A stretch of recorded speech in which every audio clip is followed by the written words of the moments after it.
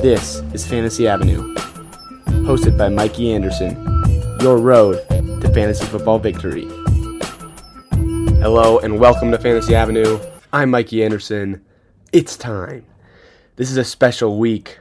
If you're a fantasy football player like me, you know it's championship week.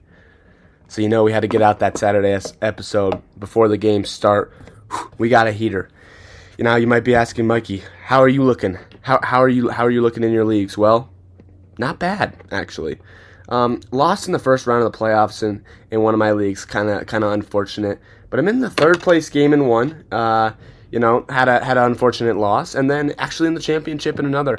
And right now projected to win by about 15 points. So, you know, I'm happy with where I'm sitting. Yeah, obviously you want 3 championships, 3 leagues, right?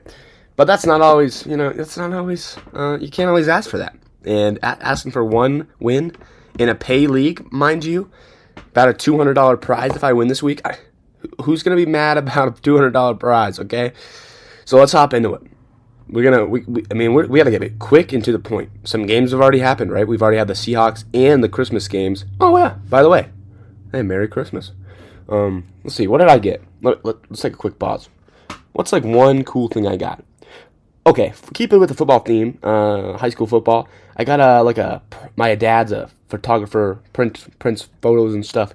Printed and framed a photo for me, kind of big, about of the football run out. High school. I'm looking at it right now. It's pretty cool. I don't know. It's pretty cool. Nice framed long portrait of the football team. I'm gonna have to find a place to hang it up in my room. But that's kind of my Christmas. I don't know. Hung out with the grandparents. Didn't do much. Watched some football. Watched the Derrick Henry ball and watched Joe Mixon not ball. I'm actually looking at both of them on my team right now. That sucked. Okay, I'm not gonna lie to you and say that I'm happy about how Joe Mixon played. But Derrick Henry, you know what? All right, I'll take it. Let's review last week real quick. Let's look at some injury news. Let's look. At this point, right, we're kind of just predicting who's gonna pop off, who's gonna not. Okay, it's gonna be hard. I'm gonna go down the list of the top players at overall at each position and say who I think is gonna be, a baller or kind of fall flat in the last week, because that's all we can do. We're not picking up guys off the waiver wire, really, right? It's kind of like, especially if you're in the championship. I'm gonna tell you right now, if you're in the championship and you don't have some injuries, injuries are going to happen. Chuba Hubbard, that hurts. I actually have him. I'm in the semifinals in a league, pretty big league, and he went to IR, so that hurts me. In the last week he scored 32 points. This week he's not even on my. Well, he is on my squad. I couldn't drop him, but he's in my IR slot, which is just like basically not even a member of your team at this point. Anyway, if you're dealing with injuries like that, it's going to be tough. Right, because it's gonna be hard to find guys. I immediately look at the Raiders running backs and then the backup Panther running backs, because those are two, as well as the 49ers. I'm not sure if Guerrero is starting this week or not. Those are 3 teams that are actually having running backs stepping into new roles, and maybe they won't be available. If you need running back help, I'd look there. But at this point, you're kind of just set with your team, right? So we're gonna go down the list and we're gonna see kind of who out of the top 20 players at each position should pop off. And if you have the 15th and the 20th ranked guy, maybe starting the 20th guy. Right? That's how we're going to kind of do it. Last week, really just a couple things to touch on. Jonathan Taylor, there you go. Okay? The Broncos are not confirmed in the playoffs, and I'm shaking in my boots just a little bit. We beat the Colts, went up to 95% chance of the playoffs, then lost the game we should have won against the Chargers, and now we're playing the Bengals and then the Chiefs. Not guaranteed wins. We need to close it out. But we got the win against the Colts when Jonathan Taylor dropped the ball right before he had like a 50-yard touchdown. Well, last week he had 2 touchdowns over 50 yards, and the first one was funny. He carried the ball all the way into through the tunnel. He's like, I'm not dropping this ball. Scored a 40 points. So I just wanted to touch on that because I think it's, good for him, right? Jaden Daniels, he's all but locked up the Rookie of the Year award. I had a little money on Bo Nix. When he started doing good, he was still heavy underdog, but I was like, if he keeps doing this good and Jaden Daniels keeps playing bad, Bo Nix is going to win it. Well, they kind of evened out. Jaden Daniels playing a little bit better the last couple of weeks. The trend that I was hoping would happen so I can make some big money. Didn't work. That's okay. You know what? I'm happy with Bo Nix, and I'm sure Washington fans are happy with Jaden Daniels. You know, that's kind of like there's not a lot to touch on. Okay, if you have the Falcons defense, 27 points, you probably won. You're probably in the chipper. As for the rest of the players, you know, those are kind of the guys, right? Not a lot of dudes that at this point you're going to look to pick up. So I'm going to go to stats from the season. Boom. Now I'm going to go to quarterback. Who are the quarterbacks who are kind of in the mid-tier range who you should look to start this week? Okay, I've really got one name for you. At this point, you're pretty set on quarterbacks. But Baker Mayfield, I'm laying it out right now. Going up against a struggling Panthers defense, Baker looking to keep their playoff hopes alive. I've got a big week coming for him. And I honestly, like, why you're saying, well, why do you say Baker Mayfield over, like, Josh Allen? Because if you have Josh Allen, you're going to play Josh Allen, right? If you have Patrick Mahomes, even though he hasn't been playing as good as normal this season, he's probably, like, your one good quarterback. Baker Mayfield is one of the only quarterbacks in the league right now who's playing super good, and I honestly think, like, you could have another good quarterback. Like, having Baker and Joe Burrow would be like, okay, that could happen, because you draft Joe Burrow early, you draft Baker late. So, at this point, you know, this is a made-up scenario, but Joe Burrow playing the Broncos defense, he's either going to play good or he's going to get shut down. Baker Mayfield, I really only see him playing good. He's just a cheeky little start for me, okay? Let's go to running backs. The running backs that I think that are big starts for me. There's two. One of them, you know, I think in some ways it's obvious. R.I.P. the Knuckles part of this combination. But Sonic, Jahmyr Gibbs, he is the only man on the Lions who carries the rock now. He's put up 2 back-to-back 25-point games. He's going to have a huge week, all right? Other guys, I mean, like, at this point, like, I'm just saying the good dudes, right? I'm predicting guys that you should play. Okay, Bucky Irving. I'm seeing a big week from him. Rachaad White, not so much. Once again, going up against the Panthers defense, they struggle to cover running backs out of the backfield. And Bucky Irving is a big pass-catching back compared to Rachaad White. Bucky Irving, you should have been playing him the whole season already, but he's another guy that I think to play. And then James Cook. James Cook is just, he's really built. He was struggling earlier in the season to stay consistent, and honestly was kind of hovering around the 15-point range. Well, now the Bills have kind of turned around their game plan once again, going up against the Jets defense. I mean, these teams, right? We're just calling out the bad defenses at this point. The good players going up against bad defenses, they're must starts. I'm not sure who would have a league where they're not going to start him, but that's interesting. Going on to receivers, you know, CeeDee Lamb's out. Who do I start, right? I'm looking down the list and I'm saying, again, two kind of big names for you. One, Ladd McConkey. Sneaky good.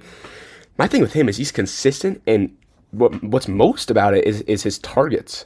If I go to game log, yeah, this is his last 6 games: 9, 6, 12, 7, 6, 7.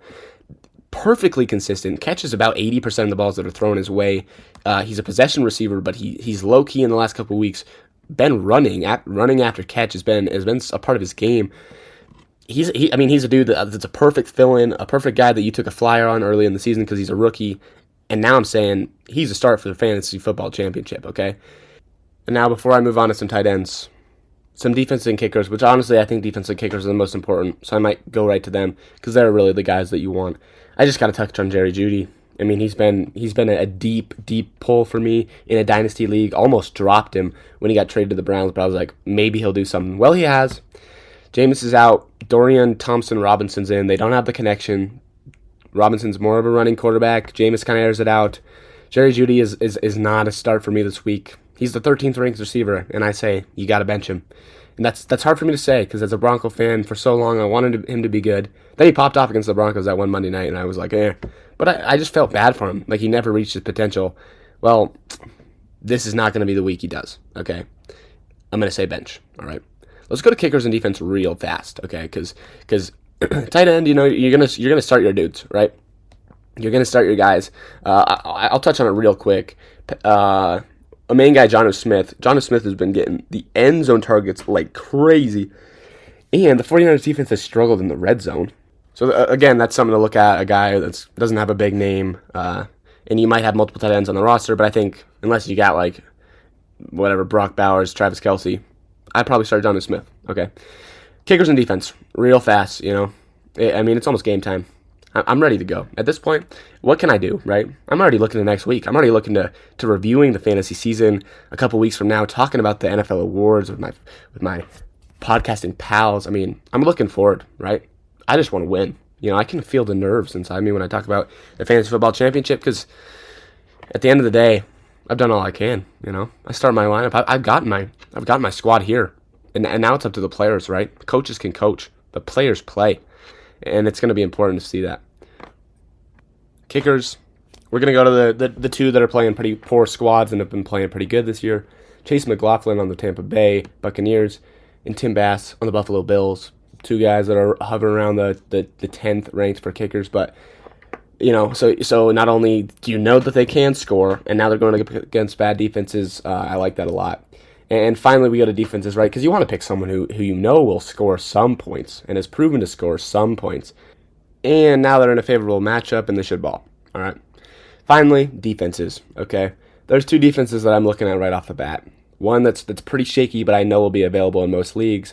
Available in 45% of leagues on the Sleeper app. The Colts defense. The Colts defense is sneaky. They're able to get turnovers. They don't consistently do it, and that's why it's scary. But they're going up against the Giants, who, Drew Lock. God, wow.